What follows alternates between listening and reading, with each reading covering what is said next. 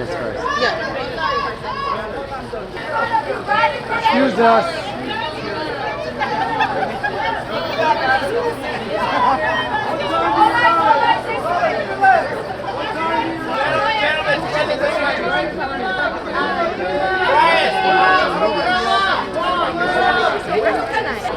I think the guys Alright, we got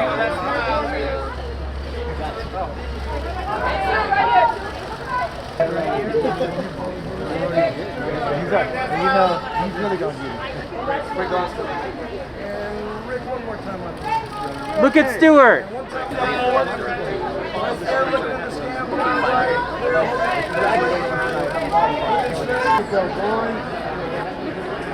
Very nice, very nice. Having a good time.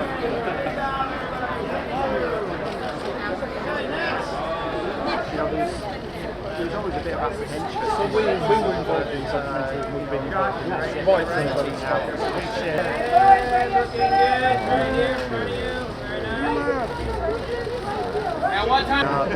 take the fat out and help we actually taste like something. Some protein diet, things like Colin. You need to watch copious amounts of Love Island. Yeah. You can hear you now. Your head's all filled with Or like the wrong strain. Maybe. I haven't done it. Turn him on. A lot of these people, but when I'm like, oh, did you watch? Because she was like, oh, I thought. What do I hope the audience feels? Relief by the end of it. I think so many people all around the world live in greater and lesser degrees of tension and stress. So to be able to see a story that ended as positively as this one did, look, people came together, they really did. Cultures, nations came together, and there was one goal, and it was a common goal. So many countries, so many women, so many men to save the lives of these children. So it was it was a very heartening experience to be part of telling the story, and if that can come across, I think Ron did an extraordinary job, but if the audience can feel a little bit of that, I think that's a nice thing. The challenge daily was not to drown. We had an amazing team of safety divers, and we had amazing instructors and constructors of the most incredible sets, elaborate, and I know there were safety divers there, and I don't know how those guys did what they did, all of them, because I had multiple panic attacks under the water, which was a first experience for me. I was nervous at first, maybe a little extra, because here it's not only scuba diving, which I tried a couple times before, but never in these narrow passages, and so I just paid a lot of attention to Ron Howard, what he was saying, but especially to Rick Stanton, the guy I was playing, who was our consultant. He was there. There's moments that are scary where you're very confined spaces, and if you have any claustrophobia at all, which I have a little bit sometimes, you just find yourself, there's lots of bubbles. It means, oh, you're breathing too much, and you shouldn't. You got to save your oxygen, and if I want to seem like Rick Stanton, I wouldn't be breathing that hard. So it took me a while, but Ron gave us rehearsal time to be with them, and by the time we started, we were all fairly comfortable. I just asked him everything about that experience, just about his career, techniques for diving. He's the one that turned me on to some people in northern Spain in the mountains who did cave diving. He said, you should go try it. The idea that there's a story that was true, that had a positive outcome, that was so such a reminder that as humans, when we all get together and forget ourselves and forget our kind of divisions, that we're capable of doing incredible things and putting our brains and our acumen to solving incredibly, seemingly impossible problems. This story is a reminder of that. It's incredibly hopeful. And like I said, even if we hadn't been through what we're going through right now, it'd be worth telling. I just really wanted to be involved in it, knowing there was an Australian who played a key role in the rescue and a shockingly complicated emotional role and a medical role and a physical role in this. And I know him to be one of the greatest human beings I've ever encountered in my life. I wanted to be involved. If you made this movie and it wasn't a true story, no one would believe it. and I think it's extraordinary. But I get to play people who have true value in life, and I've done it a few times in terms of true stories, and all I can do is catch a glimpse of the dignity and the great honour that other people's lives represent for the rest of us. So I'm lucky. I get to just pretend to be great people. Yeah, I hope what they take away is what I took away from it, which is just the scale of how many people were involved in this rescue. And I didn't know. I learned so much doing it, and I think Ron's done it so beautifully. And like you said, it's so emotional on so many different levels. I think that's because it tells so many different stories. And every single person really touched my heart, every single person's story in this. So I hope that people take away just how rich and huge this rescue was. Yeah, it was scary, but we're so lucky as actors that we always just get the most amazing team around you, training you, looking after you. We had one-on-one tuition. We trained for about 2 or 3 weeks, which is mad because the guys that literally the only people in the world who could do this rescue had been doing it for 20 plus years at least. But we were really well looked after, and it was a really big hurdle to overcome, but it was the real joy of playing someone who's such an amazing human being that will sacrifice their life to do this.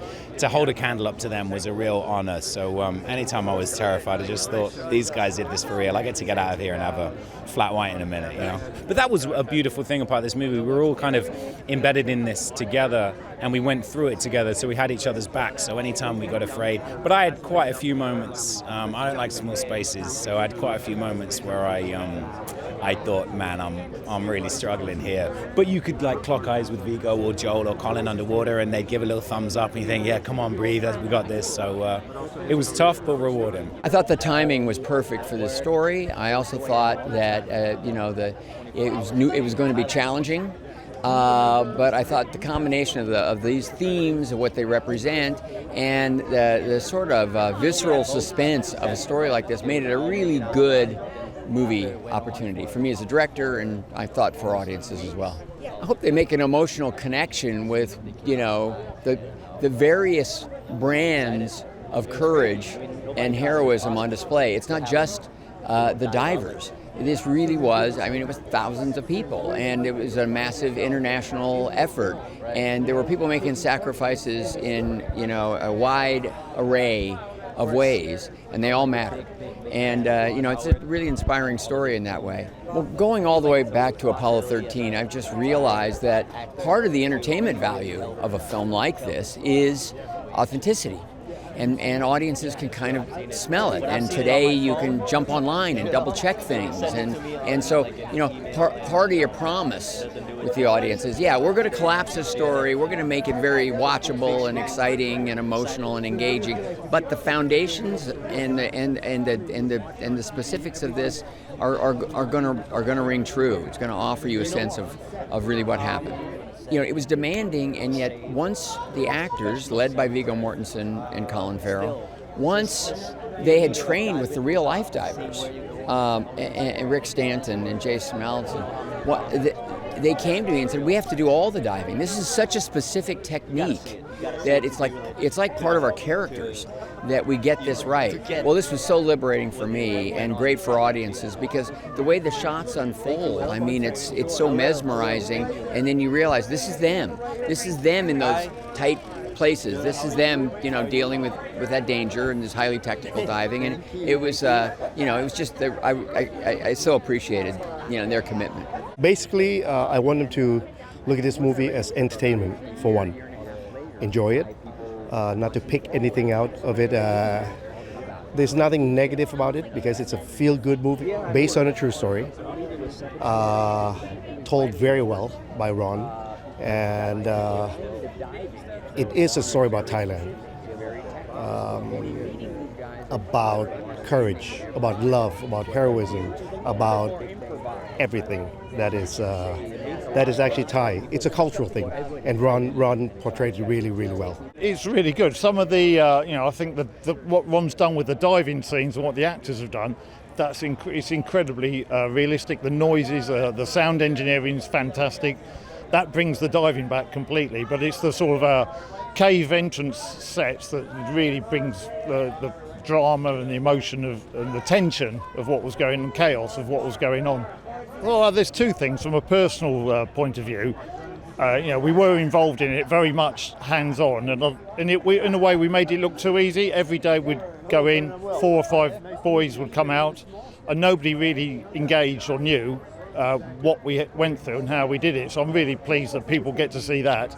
But of course, on a wider picture, there were 5,000 people there, of which we were just a handful, all working together in adversity to achieve a positive outcome. But it always happens in adversity, never in normal times. I said, I need the authenticity. The audiences are going to demand it. I demand it of us. And please help me achieve that. Coordinating with our cast of Thai actors, who I'm going to introduce here in a second, they did remarkable work, and I think it shows. But it was about the spirit of what it represented, what this story meant and could mean. And they wanted to bring it to life in the most honest, human way, the most relatable way. And this even went through to the physicality of it. And the cast, once they had learned how to cave dive in a very technical way from the actual divers who were there with us training, came to me. And first and foremost, the spokesman was the man I'm about to introduce, and said, we have to do all the diving. And I said, it's not scheduled that way, it's impossible. He said, it's safe enough, we've learned how to do it, it's now a part of our characters, and we owe it to the audience. And that was all I needed to hear. Like so many, I remember being glued to the news as this story unfolded, and I've thought about it many times since. And I'd like to take a moment tonight to thank the true heroes responsible for this triumphant rescue. We are truly honored to be here to celebrate with you all. This film reminds us to seek out and celebrate stories of human hope and triumph, and who needs that more than all of us right now? So thank you.